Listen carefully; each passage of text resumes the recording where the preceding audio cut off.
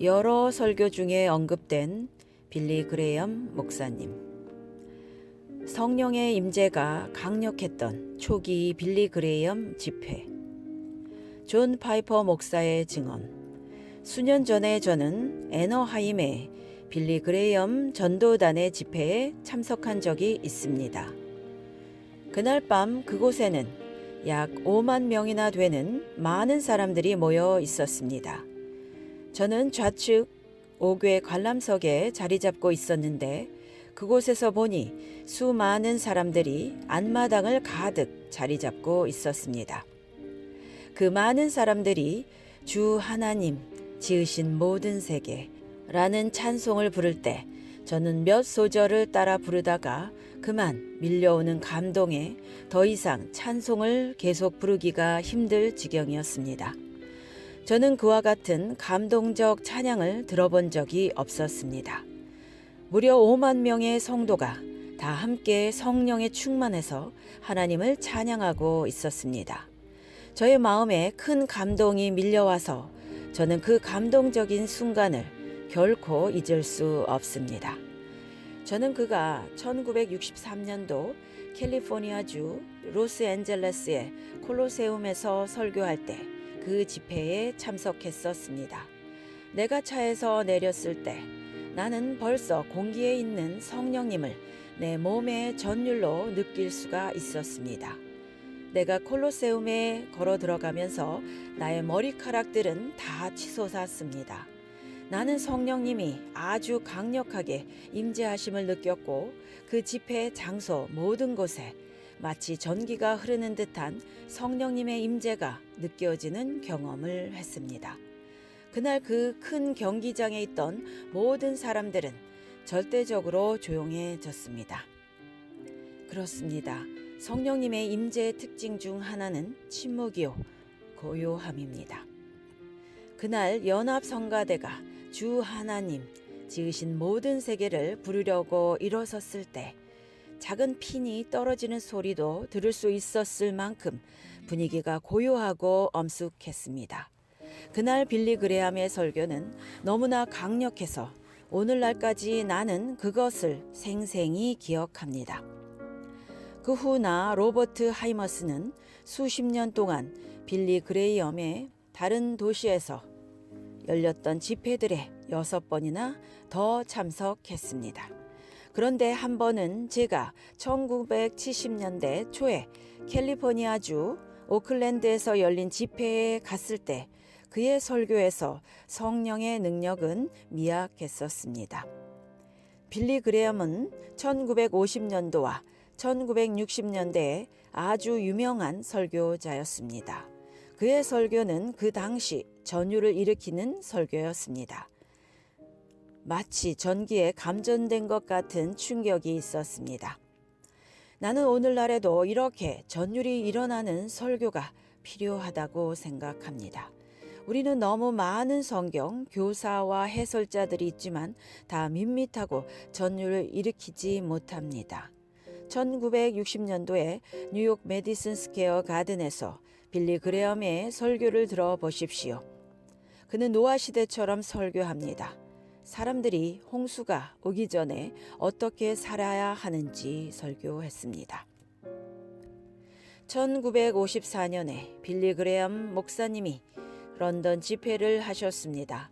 목사님은 12주간 동안 매일 저녁에 집회를 인도하셨는데 이 집회는 당시 영국 전역에 지대한 영향을 미쳤습니다. 그 당시 영국의 주류 교단들은 신학적으로 상당히 자유주의적이었고 그 즈음에 목사님이 기자회견을 가졌는데 어떤 기자가 말했습니다. 빌리 그레엄 목사님이 이번 집회를 통해서 영국의 기독교를 50년이나 후퇴시켰다고 말하는 목사들이 있습니다. 당신은 그 사실을 알고 계십니까? 그러자 빌리 그레엄은 이렇게 대답합니다. 만약 나 때문에 기독교가 50년이나 퇴보했다면 제가 사과드립니다. 그러나 제 목표는 기독교를 2000년 전의 시간으로 되돌려 놓는 것입니다. 우리는 사도적 전통 2000년 전 기독교로 돌아가야 합니다.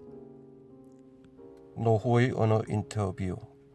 몇 년 전에 한 기자가 빌리 그레이엄 목사님을 만나서 인터뷰했습니다. 지금 목사님이 많이 연로하신데 만약에 목사님이 중년을 다시 살게 되었다고 가정할 때 그때는 지금과 달리 살고 싶은 것이 있으신지요? 그때 빌리 그레이엄은 이렇게 대답했다고 합니다. 제가 연구를 더 많이 하고 기도를 더 많이 하고 여행 집회를 좀 더 작게 다니고 집회 약속도 좀 더 작게 잡을 것 같습니다. 제가 제 삶을 다시 살게 된다면 기도와 묵상을 좀 더 많이 하고 주님과 사랑의 교제를 더 많이 하며 좀 더 깊이 영혼을 묵상하며 살 것 같습니다. 훌륭한 믿음의 선배의 삶을 사신 빌리 그레이엄 목사님도 자신의 인생의 마지막 순간에 지나온 세월을 되돌아보니 좀 더 영혼을 생각하며 살지 못했던 것 같다. 내가 만약 다시 살게 된다면 좀 더 영혼을 오래 깊이 생각하며 살겠다. 즉 기도하며 살겠다는 것입니다. 제 그렉 로리 목사가 최근에 목회자 디너 모임에 가서 빌리 그레이엄 목사님의 말씀을 들었습니다. 사회자가 이렇게 질문했습니다. 빌리 그레이엄 목사님, 당신은 살아생전에 참 많은 업적을 남기셨습니다.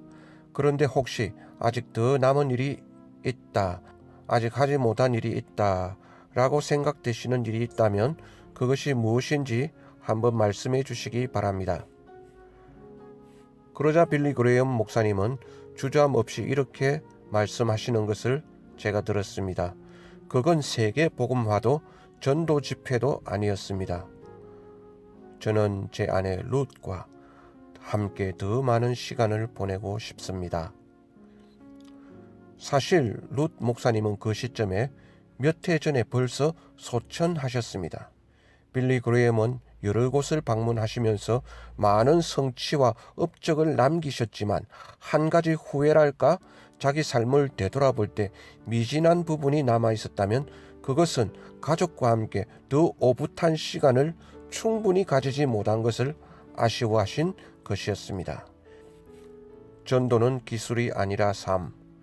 빌리 그레이엄 목사의 지도 아래 세계 132개국으로부터 온 4천여 명의 목회자들과 전도자들이 함께 모여서 전도 대회를 가졌는데 은혜와 감동이 충만한 대회였습니다. 암스테르담 대회가 정한 성구가 바로 디모데후서 4장 5절이었습니다. 그러나 너는 모든 일에 근신하여 고난을 받으며 전도인의 일을 하며 내 직분을 다하라. 암스테르담 전도대회 때 빌리 그레이엄 박사는 전도는 기술이 아니라 삶이다 라고 지적했습니다. 전도는 변화된 사람의 삶이라고 지적했습니다. 아주 중요한 말입니다. 빌리 그레이엄 목사님의 신앙자원, 한국 목회자에게 사석에서 밝힌 빌리 그레이엄의 기도. 빌리 그레이엄 목사님은 부흥성회에 앞서 충분히 기도하신다고 합니다. 그래서 실제로 강단에 서시면 자신이 스스로 공중에 붕 뜬 상태에서 메시지를 전하신다고 합니다. 이것은 결코 이상한 일이 아닙니다. 누구든지 약 4시간 이상 간절히 기도하고 강단에 오르면 평소 때와는 엄연히 다른 성령의 능력이 나옵니다.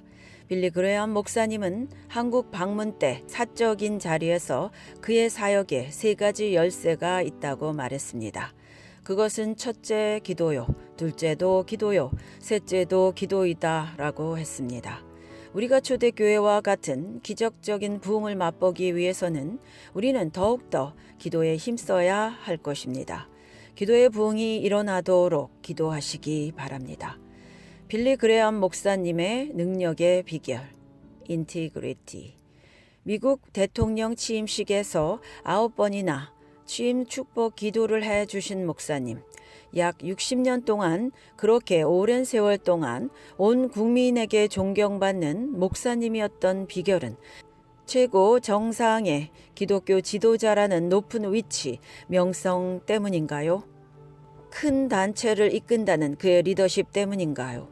그래서 존경받는가요? 결코 아닙니다. 그의 영향력은 바로 인테그리티에서 나온 것입니다. 당신의 마음밭의 순수함을 지키려고 누구보다 무진장 애를 쓰신 분이십니다.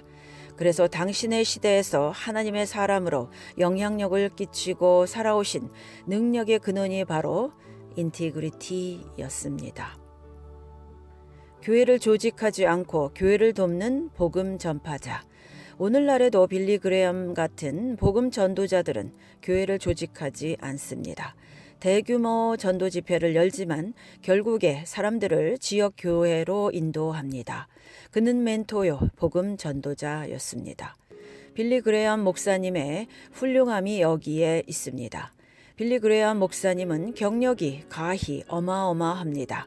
1940년에 사역을 시작해서 반세기 이상을 전 세계를 돌아다니면서 복음을 전했습니다. 그러므로 자기 이야기를 하려고 한다면 할 말이 엄청나게 많을 것입니다. 내가 언제 어디 가서 집회를 했는데 사람들이 몇 명이나 모였고 그 나라 대통령이 참석했고 국회의원 몇 명이 나왔고 모인 사람들 중에 몇 명이 결신했고 어떤 기적들이 일어났더라. 이런 얘기를 하려고 했다면 수도 없이 하실 말씀이 많았을 것입니다. 그러나 그분의 메시지를 들어보면 그런 말을 일절하지 않습니다. 그는 항상 어디를 가든지 복음만을 선포하십니다. 성공한 자신의 스토리가 아니라 예수 그리스도에게 초점을 맞추십니다. 그리고 청중들에게 예수 그리스도를 믿고 거듭날 것을 종용하십니다. 그것은 50년 전이나 지금이나 다를 바가 없습니다. 그의 명성과 인기가 그의 메시지를 변질시키지 않았습니다. 우리 모두가 이렇게 본보기를 따라가기를 원하는 것입니다. 어느 분이 빌리 그레엄 자서전을 읽었습니다. 그레엄 목사님이 약 80세경에 직접 쓰신 책을 한글로 번역한 책이었습니다. 약 500페이지 되는 보통 책의 2배나 되는 분량이었지만 이상하게도 처음부터 끝까지 별로 은혜가 되는 내용이 거의 없었다고 합니다. 기독교 신앙서적은 그래도 보통 은혜가 되는 것이 그 특징인데 어떻게 그 두꺼운 책이 시종 1관 처음부터 끝까지 전혀 은혜가 되지 않았던 것일까요? 처음에는 그레엄 목사님이 뭔가 책을 잘못 쓰셨든지 번역이 잘못되었든지 어쨌든 뭔가 잘못되었다는 판단을 했습니다. 그런데 시간이 지나서 곰곰이 생각해 보니 빌리 그레엄 목사님은 자서전을 쓰시면서 지극히 평범한, 겸손한 보통 사람 빌리 그레엄을 묘사하신 것입니다. 자기 집회에 있었던 놀라운 기적, 신유의 기적이라든지 그런 것은 일절 기록하지 않았습니다.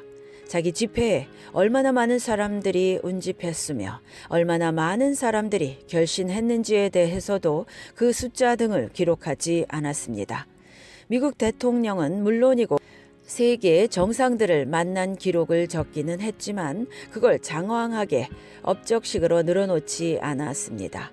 그저 마치 신문 기사를 쓰듯이 사건만 간략히 기록으로 남기듯이 건조하게 쓰셨습니다. 한 사람의 독자의 입장에서 바란 것은 놀라운 기적, 초자연적인 역사, 대중들의 회심, 이런 장황한 것이었으나 목사님은 놀랍도록 냉정하게 자신은 그저 보통 사람이요, 특별히 별다를 게 없는 사람이라고 그저 자기 앞에 놓여진 하나님이 주신 임무만 그때그때 감당했노라고 하시면서 전혀 자기를 어필하거나 위대하게 내세우지 않으셨습니다. 그 자서전에서요. 그래서 처음에는 그 책이 지루하다고 생각했지만 깊이 생각해 보니 지루한 게 아니라 지극히 겸손하고 올바른 신앙 자원이란 것을 생각해 보게 되었답니다. 똑같은 죄인. 유명한 부흥사 빌리 그레엄 목사님이 한 번은 어느 교회 헌신 예배에 초빙을 받아간 적이 있었습니다. 설교를 마치고 나니 한 평신도 지도자가 손을 들고 말했습니다. 목사님, 질문이 있습니다. 우리 교인들 가운데 자주 술에 취해서 덕을 세우지 못하는 사람이 있습니다. 그런 사람을 징계해야 하지 않습니까? 라고 물었습니다. 빌리 그레엄 목사님은 대답하기를 에베소서 5장 18절에 술 취하지 말라 그랬으니 권면해서 듣지 아니하면 징계를 해야지요. 그러나 그 구절 뒤에 이어서 보면 성령 충만을 받으라 했으니 성령 충만을 받지 못한 사람도 동시에 징계를 해야 할 것입니다. 라고 했답니다. 술 마시는 것이 하나님이 기뻐하는 일이 아닙니다. 그러나 그렇게 해서 내가 정말 성령이 충만하고 사랑이 충만해서 내 속에서 생수의 강이 흘러나는 역사가 없는 것도 똑같은 죄라는 것입니다. 걸프전 당시 기도. 걸프전 당시만 해도 미국의 영적 상태가 겸손했습니다. 걸프전을 기억하십니까? 뉴욕에서 모든 교회가 얼마나 가득 메워졌었는지 기억하십니까? 3일에 걸친 전일 기도를 기억하십니까? 기억하고 계십니까? 전국이 기도로의 부르심을 받았었습니다. 당시 대통령 아버지 부시가 빌리 그레이엄과 더불어 무릎을 꿇고 기도로 밤을 지샌 것에 하나님께 감사를 드립니다. 아마도 걸프전에서 쉽게 승리할 수 있었던 이유가 거기에 있을 것입니다. 걸프전 당시 미국 전사자는 단 50명 내외. 존 F. 케네디가 대통령에 취임했을 때 빌리 그레이엄 목사님을 백악관으로 초청했습니다. 그리고 이런 질문을 던졌습니다. 목사님, 인류 역사의 방향은 어디로 흘러가고 있습니까? 이때 빌리 그레이엄 목사님은 가지고 있던 성경을 들면서 이런 대답을 했습니다. 내가 가진 성경에 의하면 역사는 예수 그리스도의 재림을 향하여 흘러가고 있습니다. 예수님은 다시 오실 것입니다. 수년 전 빌리 그레이엄 목사가 이런 말을 했습니다. 내가 세계를 순회하면서 캐나다에 간 일이 있습니다. 아침에 숲속의 새들이 지저귀는 소리에 잠을 깼습니다. 나는 캐나다가 자연의 아름다운 나라임을 알게 되었습니다. 그리고 나는 일본에 갔습니다. 공장이 요란한 엔진 소리와 출근을 알리는 사이렌 소리에 아침을 깨었습니다. 일본은 산업의 나라요, 경제의 나라임을 알았습니다. 나는 동방의 작은 나라 한국에 갔습니다. 새벽 기도회를 알리는 차임벨 소리에 잠을 깼습니다. 그리고 한국은 주님이 지키시는 나라임을 알게 되었습니다. 유년 및 성장기. 미국 노스캐롤라이나 작은 읍내 한 주일학교에서 어느 개구장이 소년 빌리 그레이엄에게 장래 비전을 심어주신 한 할머니의 영향력이 그를 금세기 최고의 전도자가 되게 하는 영적 혁명을 일으킨 것입니다. 미국 시골마다 다니면서 부흥회를 인도하는 순회 부흥사가 있었어요. 특별히 유명하지 않았기 때문에 도시에 있는 큰 교회에서는 부흥회를 못하시고 천막을 가지고 시골마다 다니면서 부흥회를 하던 모다카이햄이라는 부흥사가 있었습니다. 어느 마을에 가서 부흥회를 인도하는데 16살 된 청년 하나가 하나님께 헌신을 결단하여 안수를 받았습니다. 그가 나중에 세계적인 전도자가 된 빌리 그레이엄 목사입니다. 빌리 그레이엄 목사는 자기에게서 성령의 능력이 떠나가시면 자신은 진흙 한 덩어리에 불과하다고 하였습니다. 그는 100년에 한 사람 날까 말까한 기독교 지도자라고 합니다. 그러나 그는 어릴 때부터 어머니를 따라 교회를 다녔으나 믿음도 모르고 그냥 다니기만 했으며 문제만 일으켜서 부모와 교회의 눈엣 가시가 되었습니다. 그런데 교회에서 하루는 잭슨 목사님을 모시고 갖은 부흥회에서 부흥사의 설교가 어찌나 가슴을 콕콕 찌르는지 자신도 모르게 통회하고 자복하게 되었습니다. 얼마나 성령의 역사하셨든지 땅바닥에 꿇어 앉아 일주일간을 울었습니다. 기도하다가 하나님의 음성을 들었습니다. 빌리 그레이엄아, 넌 말씀 전파자가 되어라. 그래서 신학교에 들어가서 공부하고 목사가 되었습니다. 오늘 세계적인 부흥사 빌리 그레이엄 목사는 16살 때 어느 날 동네 교회 부흥회에 참석합니다. 친구인 트럭 운전사는 독실한 그리스도인이었습니다. 빌리는 운전하는 것을 좋아했습니다. 친구는 빌리에게 오늘 밤 운전대를 맡길 테니 교회 부흥회에 같이 가자고 설득합니다. 빌리는 친구 말을 따라 그 밤 부흥회에 참석합니다. 그런데 사실은 운전대를 더 잡아보고 싶었던 것입니다. 어쨌든 빌리는 첫날은 맨 뒷자리에 앉았습니다.